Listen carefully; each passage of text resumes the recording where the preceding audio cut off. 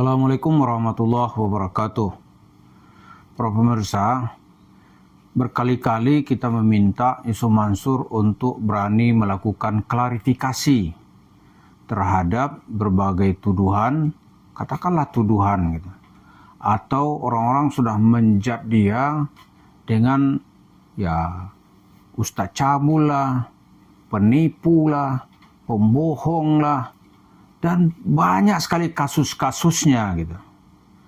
Nah, persoalan sekarang kenapa Yusuf Mansur nggak berani melakukan klarifikasi? Ya kan? Kalau menurut pandangan kita, Yusuf Mansur tuh nggak pernah mau melakukan klarifikasi. Kalaupun dia melakukan klarifikasi, kesalahannya makin nampak yang dilihat orang gitu. Makin banyak kesalahannya.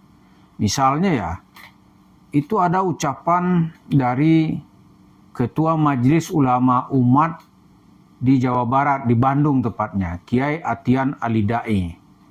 Dia berani mengatakan, kalau Yusuf Mansur dibiarkan hadir di tengah kehidupan dakwah lebih lama, berarti kita membiarkan umat di dalam kegelapan.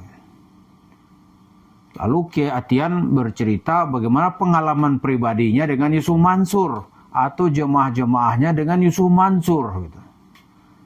Lalu apa Yusuf Mansur berani klarifikasi? Enggak. Ada kata Atian, dia tuh janji itu mau datang ke rumah saya gitu. Saya tungguin. Enggak berani dia. Terus ada lagi bukunya Pak Heri Muhammad Yusuf. Ya kan? Bilang Yusuf Mansur itu obong itu artinya pembohong gitu. Pernah sekali Yusuf Mansur coba-coba mau menggertak, akan saya laporkan ke kepolisian itu penghinaan, kena pasal apalah namanya itu, pasal penistaan, perusakan nama baik. Dilawan, kita tunggu kapan mau dilaporkan gitu. Lalu dia coba lagi, ya katanya nih jongos-jongosnya nih mau dia perintah-perintah gitu. Ternyata begitu dia coba mentok. Jadi dia nggak berani. Lalu pernah juga dia menyuruh orang-orangnya tuh untuk mendatangi, ya kita tantang, datanglah ke masjid para wisata Cibubur gitu. Mansurnya takut. Kenapa? Karena ratusan orang siap bersaksi. Ya kan, tuh mau klarifikasinya gimana? Ada juga dulu seorang ustadz di Cibubur itu ngakunya sih ustadz salafi, jenggotnya panjang. Itu mencoba membela Yusuf Mansur. Tapi ini pasti sia-sia, nggak ada yang mau dengerin. Dia bilang udah deh, hanya kalau urusan Yusuf Mansur nggak mau ikut. Padahal dia sangat bertanggung jawab dulu. Jemaah masjid keluar duit karena melihat figur dia juga gitu. Begitu ada masalah, dia kabur. Saya bilang ini salafi apaan gitu ya. Udahlah ya akhi, gitu-gitu dia. Pakai akhi itu, udahlah ya akhi. Tapi dia nggak mengarah kepada penyelesaian. Misalnya kan dipanggil kedua pihak gitu. Dipaksa menyelesaikannya, itu baru udahlah gitu. Ada lagi dari Cirebon sana tuh. Namanya Buya gitu. Tapi kalau berhadapan dengan cerita Yusuf Mansur, bahlulnya langsung nampak gitu. Waduh, saya bilang nih kalau begini amat ini orang-orang yang harus dimintai juga pertanggungjawaban. Ini juga disebut penjahat gitu.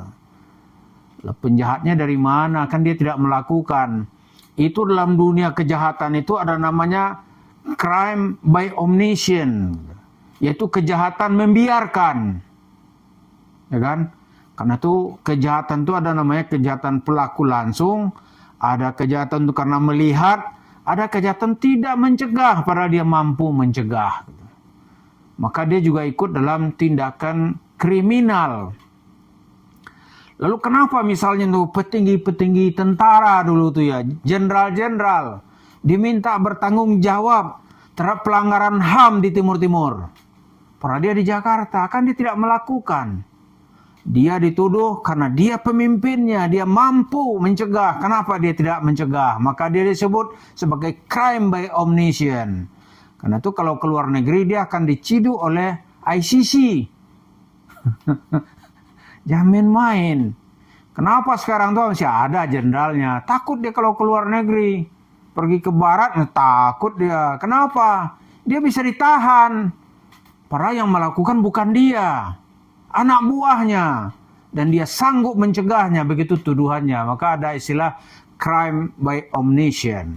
Jadi ustadz-ustadz yang berteman dengan Yusuf Mansur, dia tahu kelakuan Yusuf Mansur, dia membiarkannya, karena dia bisa mengingatkan, dia juga bisa disebut sebagai perilaku kriminal.